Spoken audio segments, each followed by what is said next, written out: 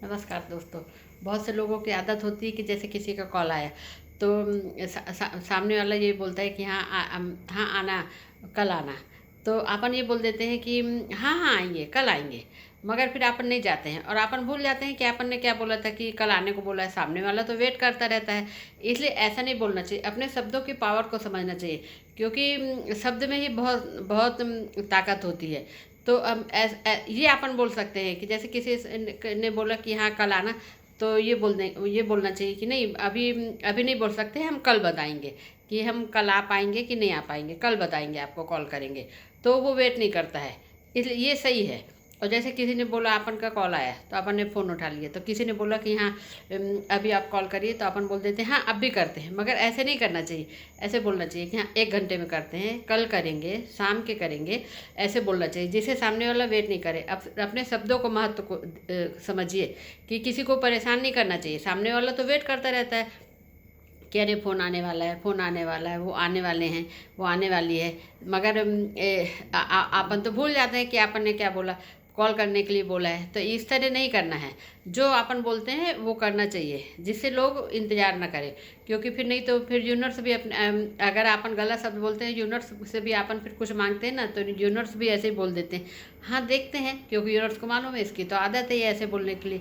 इसलिए ऐसे नहीं करना चाहिए। जैसे क्या है, बहुत से लोग बच्चों के साथ भी ऐसे ही करते हैं, बड़ों के साथ भी ऐसे ही करते हैं। जैसे बच्चे कुछ बोलते हैं कि अरे मम्मी ये करके दे दो, तो अपन बोलते हैं कि हाँ 5 मिनट में करते हैं।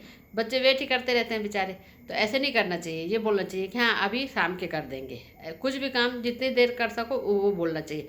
और ये ऐसे नहीं बोलना चाहिए कि हाँ हम अब भी करके 5 मिनट में देते हैं और फिर नहीं कर पाते हैं। बच्चों को बोल दीजिए कि कल करेंगे, शाम के करेंगे। अपने शब्द में ध्यान रखिए। और जैसे बहुत से लोग क्या करते हैं कि कुछ भी बात होती है तो हाँ टालते रहते हैं। और बच्चों को फिर बोल देते हैं कि तुमने ऐसा कर लोगे, तुमने ये काम कर लिया, या तुम्हारे इतने परसेंट आ गए, या तुमने ऐसा कर लिया तो मैं तुम्हें साइकिल ला के दूँगा। कोई भी चीज़ को बोल देते हैं मैं तुम्हें ये ला के दूँगा। और जब बच्चा फिर इतने परसेंट ले आया या जो काम बोला था वो कर लिया, तो फिर अपन जब बच्चा बोलता है कि अब पापा आपने तो बोला था मैं साइकिल ला के दूँगा, मेरे तो इतने परसेंट आ गए, अब आप मुझे साइकिल दिलवाइए। अरे इतने आए हैं, इतने नहीं आए। ऐसे फिर अपन बहुत से पापा लोग बहाना बनाने लगते हैं। तो ऐसे बहाने नहीं बनाना है।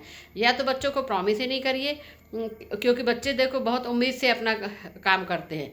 बेचारे सोचते हैं कि हाँ ऐसा हो जाएगा, और फिर उनको अपन बोल देते हैं तो फिर यूनिवर्स भी अपने साथ ऐसे ही करने लगते हैं। इसलिए अगर बोला है कि मैं साइकिल ला के दूंगा तो फिर साइकिल ला के दीजिए। जो चीज़ लाने को बोला है तो वो ला के दीजिए। नहीं तो बच्चों से झूठे बातें नहीं करने चाहिए, क्योंकि फिर यूनिवर्स को भी समझ में आ जाता है अपना नेचर।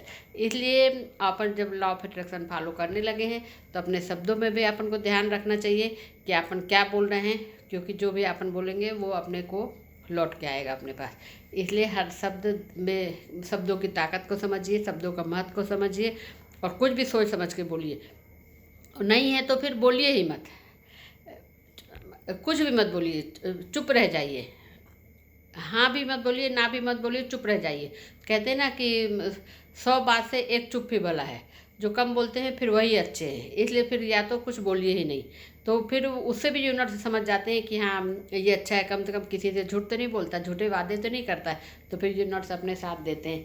लॉ ऑफ अट्रैक्शन यही बोलता है। इसीलिए अब अपन उस तरफ चल दिए हैं, तो उसके बात को समझिए और हर बात करना चाहिए अच्छे से सोच समझ के, क्योंकि जो अपन देंगे वही अपने पास लौट के आएगा। Thank you universe.